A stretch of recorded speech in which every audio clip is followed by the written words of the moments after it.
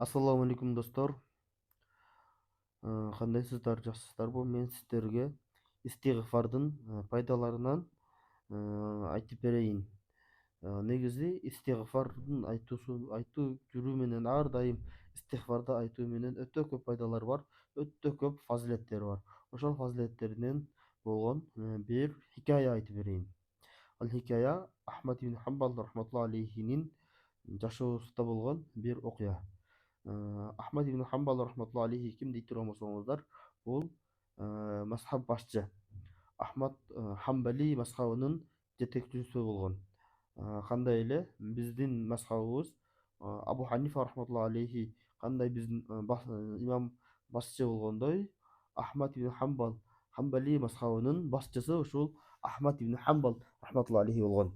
Ал ушундай мусулман шаарларынан болгон бир Басра шаарына барат. Барганда кеч кирген себептен, түн болгондугу себептен куптан намазынан кийин бир мечитте түнөйүн дегенде мечиттин кароолу ага уруксат бербейт.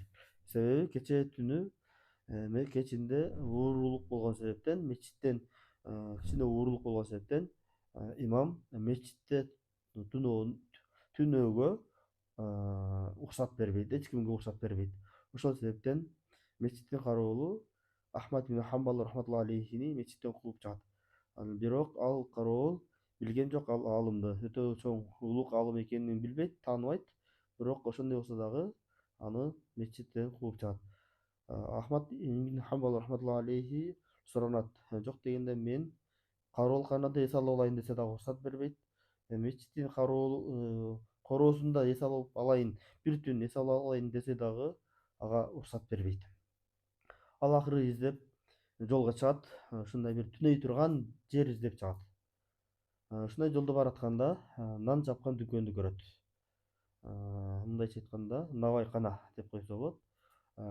Ошонун жарыгы жарып турган болот, калган баардык үйлөрдүн свети өчкөн болот, чырактары өчкөн болот. Ал ошол навайканага кирет, караса бир киши нан камыр жууруп аткан болот. Андан суранат: бир түн мен эс алып алганга мага уруксат берчи дейт да. Ал набайчы болсо уруксат берет. Нан жапкан киши уруксат берет. Бир түнгө болсо макул дейт. Ахмад ибн Хамбал рахматулла алейхи: мен бир түн эс алып алайын, эртең өзүмө ылайык бир нан сатып алып, жолумду, сапарымды улантам дейт да. Анан ошол жатканда тиги набайчы камыр жууруп жатып, бир дубаларды, ушундай бир дубаларды кылат, зикирлерди айтат. Бирок Ахмад ибн Хамбал түшүнбөйт. Кайра угат, бирок түшүнбөйт. Анан акыры чыдабай ошол набайчыдан сурайт: сен эмнелерди окуп жатасың, ким менен сүйлөшүп жатасың, кандай зикирлерди кылып жатасың деп өзүдөн сураганда айтат: мен истигфарларды айтып жатам дейт да. Ошондо Ахмад ибн Хамбал рахматулла алейхи сурайт: сен истигфарды эмне үчүн айтып жатасың, эмне пайда болгон үчүн айтып жатасың дейт. Ошондо Ахмад ибн Хамбал набайчы айтат: ал айтат: менин жашоодо 3 тилегим бар эле дейт. Мен ошол 3 тилегимдин экөөсү кабыл болду, орундалды, бирөөсү калды дейт да. Бирок ал дагы сөзсүз аткарылат, иншалла, Аллах кааласа, сөзсүз ал дагы, ал тилегим дагы орундалат.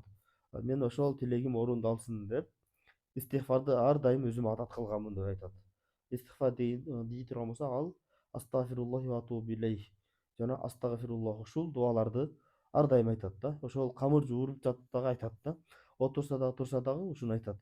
Ошондо Ахмад ибн Хамбал рахматулла алейхи мечиттен куулгандыгы, мечиттин короосунда, кароолканадан куулгандыгынын эмне себептен куулгандыгын түшүндү да. Ал эмне эле? Ошол набайчынын истигфарынын себебинен Аллах Таала ошого жолуктуруш үчүн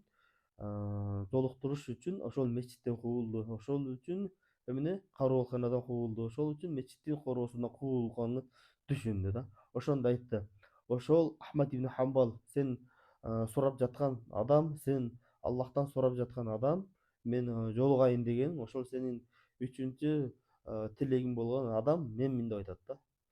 Караңыз, ошол Аллах Тааладан сураган себептен караңыз, ошол бир алсыз болгон кулдун Алла Таала сураган нерсесин, ошол сураган жолугайын деген адамын Алла Таала өзүнүн кадамы менен жөнөтүп койду да. Карабаңыз, бул эмне болду десе, бул ошол истигфардын пайдасы болду дейт да. Карабаңыздар, ошол үчүн биз кандай гана мишкил ишке туш болбойлу, кандай гана проблемалар болбосун, кандай гана оор акыбалда калбойлу, ар дайым истигфарды айтып жүрөлү. Аллах ыраазы болсун.